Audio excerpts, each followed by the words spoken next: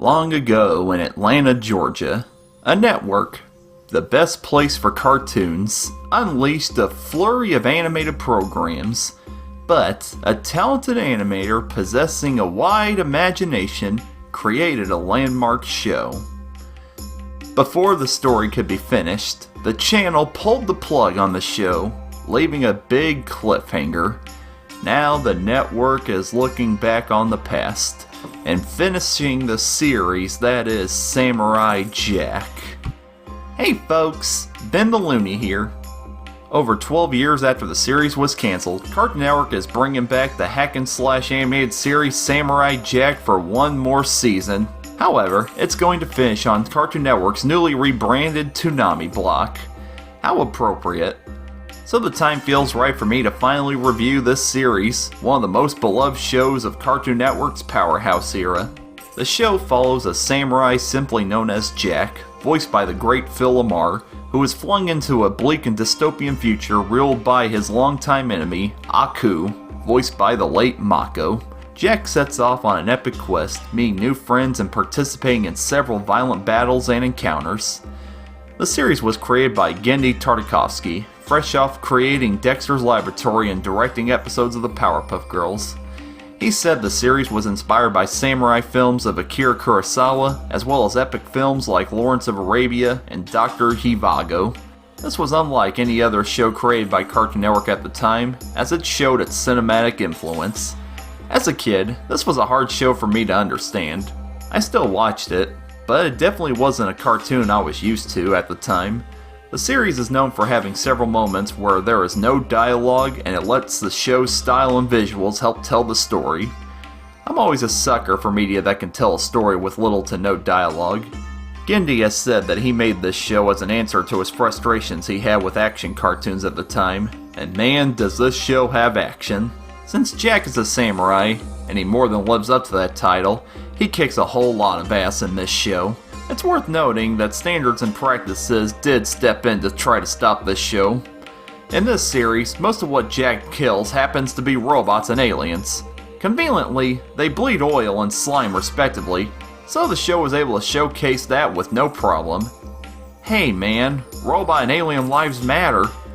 This is an interesting point though.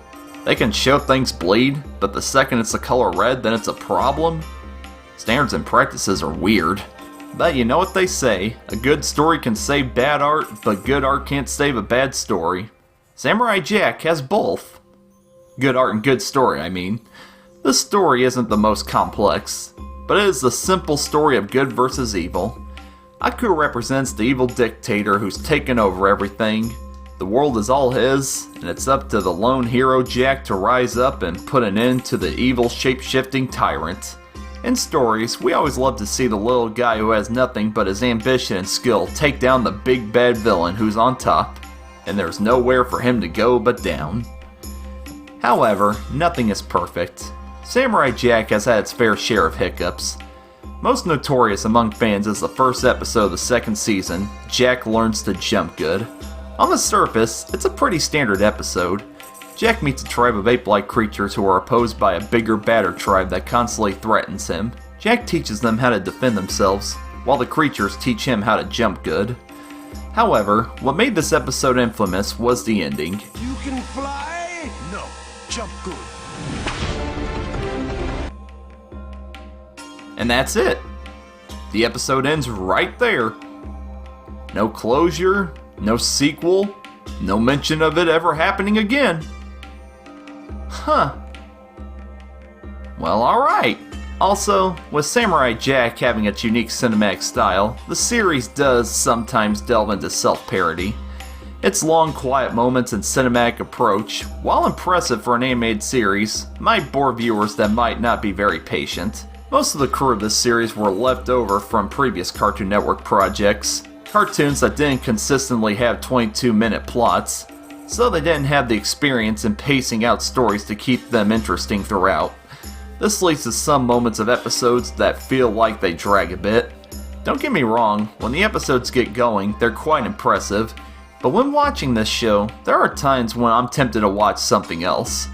Also, there are times when this show's styles make it come off as comedic.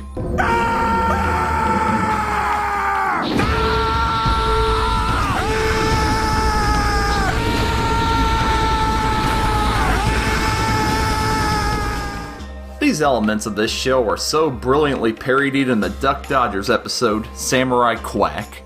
I feel this is worth mentioning in this review, as it's an example of how to do parody well. In this episode, Daffy eats a poisoned blowfish and goes into a coma where he dreams of being a samurai. The episode is told in the style of a Samurai Jack episode, matching the show remarkably well. Even Genndy Tartatovsky makes a cameo in this episode.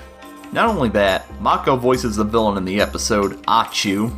This is a hilarious episode that pokes fun at Samurai Jack, but also celebrates it, as a good parody should do. If you're a fan of Samurai Jack, I highly recommend you watch this episode. So now comes time for the rating.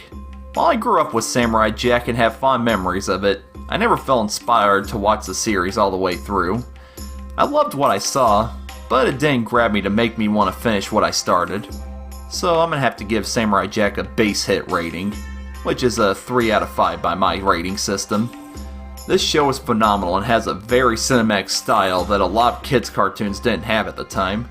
But the show has moments that drag and slow down the story that could cause people to nod off if they're not invested in what's going to happen. I can see why a lot of people love it and hold it in high regard, but for me, it's not something that I personally hold close to my heart. So, I say it's just okay.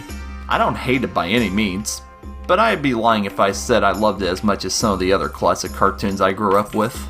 That being said, I'm glad to see that Genndy is finally being able to finish the series how he wants to do it. Some animated series are cut short before the creators have the opportunity to finish their stories. It's unfortunate, but true. So whenever a creator has the chance to come back and finish a series that has long since been cancelled, it puts a smile on my face to finally see closure come. Genndy is back for the 5th season, as well as Phil Lamar. Mako tragically passed away in 2006, so he's instead taken over by his understudy, Greg Baldwin, voicing Aku. I'm familiar with Baldwin's work voicing Iroh in Avatar: The Last Airbender after Mako passed, so I'm sure he'll more than continue Mako's legacy of voicing the character. Samurai Jack Season 5 premieres tomorrow night on Adult Swim. I'm happy for all you Samurai Jack fans who finally get to see the series you love getting the ending it deserves. I hope you enjoy it. That'll do it for this video. What do you folks think of Samurai Jack? Have any favorite moments from the series? Looking forward to Season 5? Let me know in the comments below. Until next video, take it easy fam.